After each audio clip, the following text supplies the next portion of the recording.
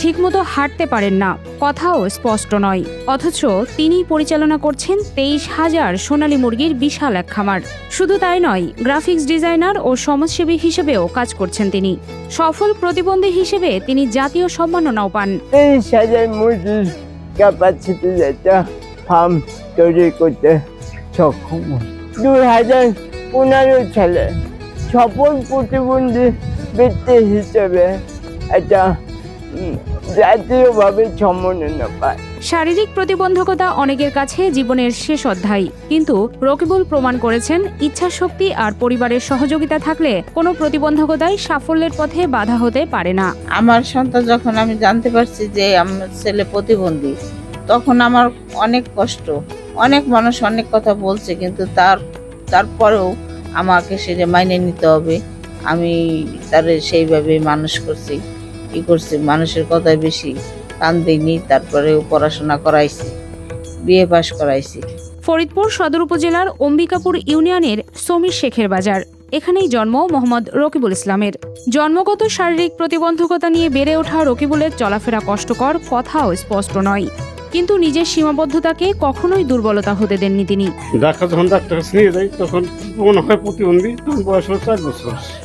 সেখান থেকে চেষ্টা করি আস্তে আস্তে কি করব অনেক চেষ্টা করি, জীবন করে মানুষ করবো। প্রাথমিক বিদ্যালয়ের প্রধান শিক্ষক মোহাম্মদ হাসমত আলী 1996 সালে মাত্র 40টি সোনালী মুরগির বাচ্চা দিয়ে খামারের যাত্রা শুরু করেন। আমার বাবা তৎকালীন সময় সম্ভবত 96-97 সালে একটা বেসরকারি প্রাইমারি স্কুলে জব করতো। তো তখন ওই স্কুলে বেতন ছিল খুব সীমিত, পাশাপাশি কিছু করার জন্য মাত্র 40টা মুরগি দিয়ে এই খামার শুরু করে। 2015 সালে সেই দায়িত্ব কাঁধে তুলে নেন ছেলে রকিবুল। এরপর ধীরে ধীরে ছোট খামারটি পরিণত হয় 23,000 মুরগির একটি সফল বাণিজ্যিক প্রতিষ্ঠানে। প্রত্যেকেরই একটা স্বপ্ন থেকে প্রতিবন্ধী ছেলে একটা গভর্নমেন্ট জব হলে ভালো হয়। তো দুর্ভাগ্যজনিত আমি বিভিন্ন পরীক্ষায় রিটার্নের টিকার পরেও আমার চাকরি হচ্ছিল না। চাকরি না হওয়ার কারণে আমি এই ব্যবসাটাকে আমার নিজের ব্যবসা হিসেবে গ্রহণ করে এবং নির্ভর কর। তো আলহামদুলিল্লাহ ওই 40টা মুরগির থেকে আজকে আমরা 23,000 মুরগির ক্যাপাসিটি যেটা ফার্ম তৈরি করতে সক্ষম। বর্তমানে খামারটি থেকে প্রতি মাসে গড়ে আয় হয় 1 লক্ষ টাকা। এই খামারে কর্মসংস্থান হয়েছে 6 জন কর্মচারী ও 1 জন ভ্যান চালকের। এখানকার সোনালী মুরগি সরবরাহ করা হয় ঢাকা সহ দেশের বিভিন্ন অঞ্চলে। তবে এই ব্যবসায় ঝুঁকিও কম না বলে জানান তার বাবা। আমাদের 6 জন কাজের মহিলা আছে, তারা কাজ করে। পাশাপাশি আমাদের ভ্যান চালক আছে, উনি মালামাল আনা নেওয়া করে। এইভাবে যে ব্যবসা আমরা করি খুব কঠিন ব্যবসা। এই ব্যবসায় সকালে একরকম দাম থাকে, বিকালে একরকম দাম থাকে, খাদ্যের দাম বাড়ে, মুরগি অনেক রোগ ব্যাধি হয়, এতে সরকারের হস্তক্ষেপ করা প্রয়োজন। শুরুতে প্রতিবেশী ও আত্মীয় স্বজনরা ভেবেছিল রকিবুলকে দিয়ে পড়ালেখা হবে না। তবে অবাক করা বিষয় হলো রকিবুল শিক্ষা জীবনেও ছিলেন অদম্য। ফরিদপুর ময়েজউদ্দিন উচ্চ বিদ্যালয় থেকে এসএসসি, ফরিদপুর সিটি কলেজ থেকে এইচএসসি এবং সরকারি রাজেন্দ্র কলেজ থেকে সমাজবিজ্ঞানে স্নাতক সম্পন্ন করেন তিনি। সমাজের লোক, আমার ফ্যামিলির লোক, আমার আত্মীয় স্বজন ভাবছিল যে এইকে দ্বারা পড়ালেখা করা সম্ভব না। যখন আমি ক্লাস 4 থেকে 5-এ রোল নম্বর 1 হয়, তখন তারা একটা মনে মনে আমাকে নিয়ে ভাবতে শুরু করে, না একে পড়ালেখাটা করাতে হবে। তবে পড়ালেখা শেষ করতে তার অনেক কাঠখড় পোড়াতে হয়েছে। আমি যখন জেলা স্কুলে শিখতে ভর্তি হতে গেলাম, আমি চান্স পেয়েছিলাম পরীক্ষা দিয়ে। তো আমার প্রতিবন্ধিতার কারণে তারা আমাকে ভর্তিটা নেয় না।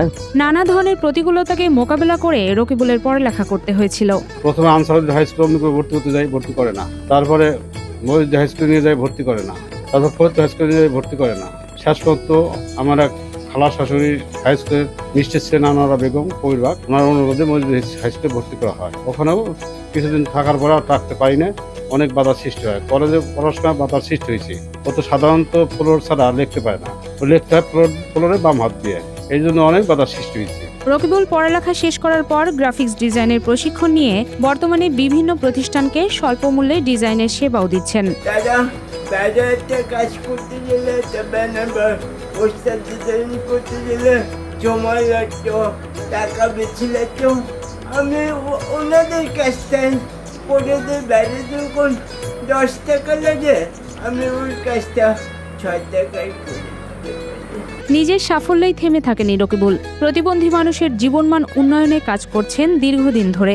বর্তমানে তিনি গোয়ালন্দ উপজেলা প্রতিবন্ধী উন্নয়ন সংস্থার প্রধান সমন্বয়কারী। তার উদ্যোগেই ইতোমধ্যে 75 জন প্রতিবন্ধী পুনর্বাসিত হয়েছেন। কেউ রিকশা চালাচ্ছেন, কেউ ছোট ব্যবসা করছেন, আবার কেউ কুটির শিল্পে স্বাবলম্বী হয়েছেন।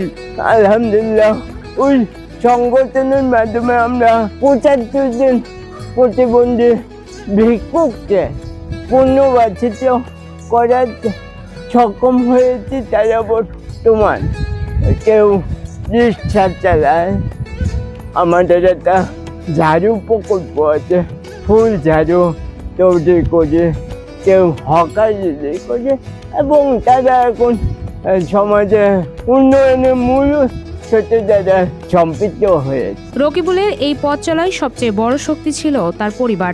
বাবা মায়ের অক্লান্ত পরিশ্রম, স্ত্রীর সহযোগিতা এবং নিজের অদম্য ইচ্ছাশক্তি তাকে এনে দিয়েছে আজকের এই সাফল্য। তার সংসারে 2 সন্তানও আছে।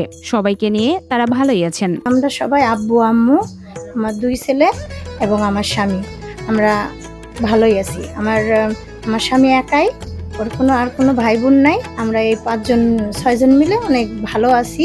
এবং অন্যান্য প্রতিবন্ধীর মতো যে ও মানে বাইরে কোনো কারো কাছে সাহায্য না, ও নিজেই সবকিছু করে এবং নিজে কম্পিউটার শিখে, নিজে গ্রাফিক ডিজাইন শিখে, এগুলো সবকিছু নিজেই করে। সমাজে প্রতিবন্ধী মানুষকে করুণা নয়, সুযোগ আর সম্মান দেওয়ার বার্তা দিচ্ছেন রকিবুল ইসলাম। তার জীবনের গল্প থেকে বোঝা যায় যে শরীর নয়, মানুষের সবচেয়ে বড় শক্তি তার মনোবল। সেই মনোবলই বদলে দিতে পারে একটি জীবন, এমনকি বদলে দিতে পারে আরো অনেক মানুষের ভাগ্য। আর তিনি সবসময় অন্য প্রতিবন্ধীদের কথা ভেবেছেন, তাদের জন্য কিছু করতে চেয়েছেন। যারা সমাজে অবহেলিত প্রতিবন্ধী, তারা তো আরো অবহেলিত, তাদের জন্য আমাদের কিছু করার দরকার।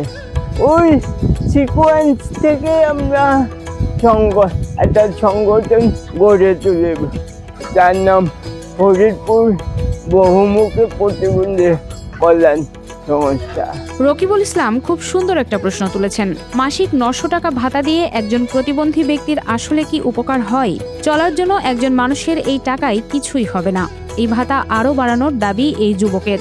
বর্তমান প্রতিবন্ধী ভাতা হয় মাত্র 900 টাকা। 900 টাকা একটা প্রতিবন্ধী ব্যক্তির জন্য কি বা হয়? এই ভাতাটাকে ভাতা হিসেবে না দিতে সম্মানের হিসেবে দেখে একটু বাড়ানোর জন্য আমার দাবি। জন্মগত শারীরিক প্রতিবন্ধকতা, চলাফেরা ও কথা বলার সীমাবদ্ধতা, এসবই ছিল রকিবুল ইসলামের জীবনের বাস্তবতা। কিন্তু সেই বাস্তবতাকে হার মানিয়ে তিনি শুধু নিজের ভাগ্যই বদলাননি, কর্মসংস্থান সৃষ্টি করেছেন আরও অসংখ্য প্রতিবন্ধী মানুষের।